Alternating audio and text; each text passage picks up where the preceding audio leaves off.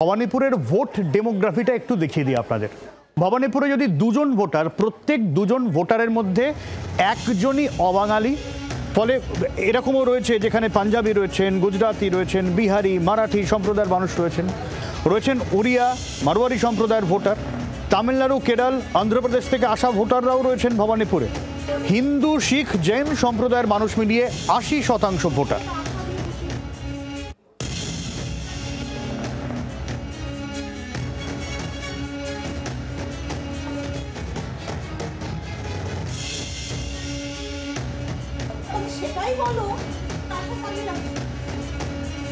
আর এই দলবদলের ইস্যুতে মমতা বন্দ্যোপাধ্যায় তিনি কটাক্ষ করেছেন শুভেন্দু অধিকারী, কি বলেছেন শুনবো। মমতা ব্যানার্জির রাজনীতিটা প্রফেশন, আর আমার পরিবারের রাজনীতিটা হচ্ছে আদর্শ এবং নেশার উপরে দাঁড়িয়ে করি আমরা।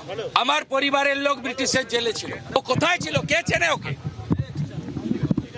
ও জীবনে মুখ্যমন্ত্রী হতো না নন্দীগ্রাম না হলে। 11-র আগে শপথ নিয়েছিলাম সিপিএম কে তাড়াবো, যে আসে আসুক।